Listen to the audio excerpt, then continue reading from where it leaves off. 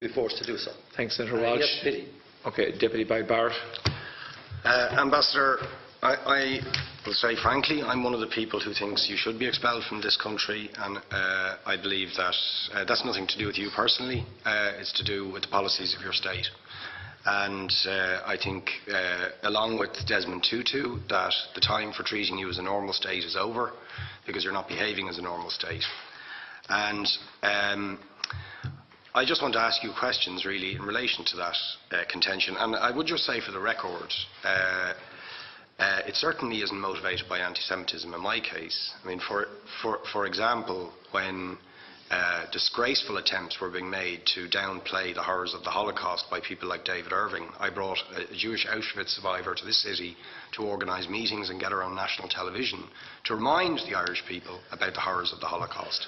And I would do so again if anybody tried to downplay the horrors of what were done to the Jewish people. But it is precisely because I'm opposed to racism that I oppose what your state is doing and what it stands for. So I just want to ask you a few questions in relation to that. And I should also say, by the way, I lived for a year on Moshav Neot Hakikar in the Dead Sea in 1987, 2 weeks before the first Intifada broke out. That leads me to my first question. You have tried to cover over what you have done, the killings of innocent people in Gaza on 3 separate occasions over recent years, the seizure of Palestinian land and so on, by attacking Hamas. Now, why don't you just admit that Hamas didn't exist when the first Intifada took place? They didn't set up an armed wing until the early 1990s. And that there was a reason that PLO were in Tunis at the time, exiled, effectively not present. But the ordinary Palestinians rose up because you denied them basic rights. I lived there.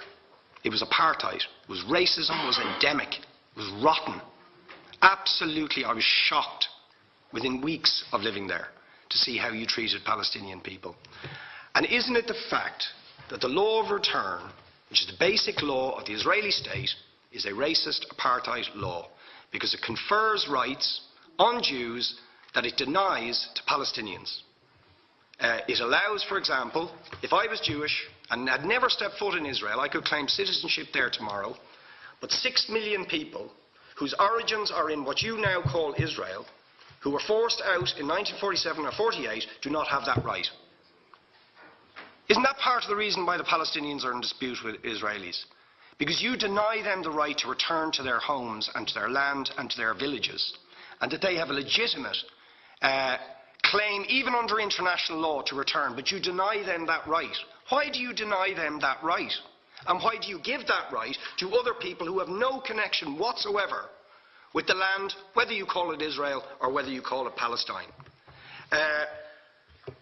Why do you continue to seize land, if you're serious about Oslo and the two-state solution?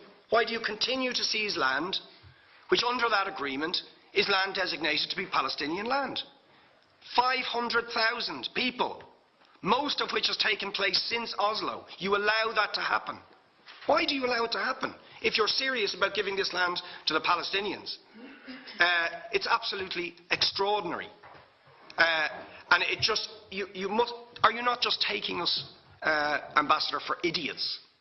That you can say with a straight face, we're serious about peace, but while we're serious about peace, we're going to seize Palestinian land. And you expect the Palestinians to just sit back and do nothing about that. And the world to accept that that is an acceptable way to behave. And you asked earlier on, could we have some constructive solutions? Now, you know what the Palestinian people have been asking for.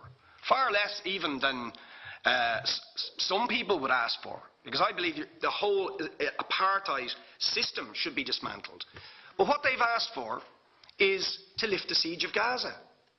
Just to lift the siege of Gaza. Let them have an airport. Let them have ports. Let them not be dictated to by a government for whom they do not vote as to what can go in and out of their territories, whether they will have power, whether they will have clean water, whether they will have medicine. What makes you think you're allowed to have nuclear weapons and the 4th biggest army in the world and visit destruction on the people of Gaza But they have no right to defend themselves.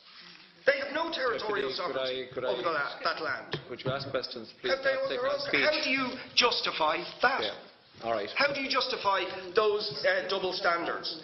And very lastly, Ambassador, people like Bishop Tutu, Nelson Mandela, and I would certainly describe your state as an apartheid state, with different laws for people depending on their race or religion. Now, isn't that just the case that, for example, at checkpoints going into the West Bank, there's a channel if you're Israeli or European, and there's a channel if you're Arab? Just because you're Arab. If you came into Dáil Éireann and they stopped you and said, "Are you Jewish?" "Oh no, sorry, you can't come in through the same entrance as Irish people or European people because you're Jewish," you would call that racism and apartheid. But yet, you practice that.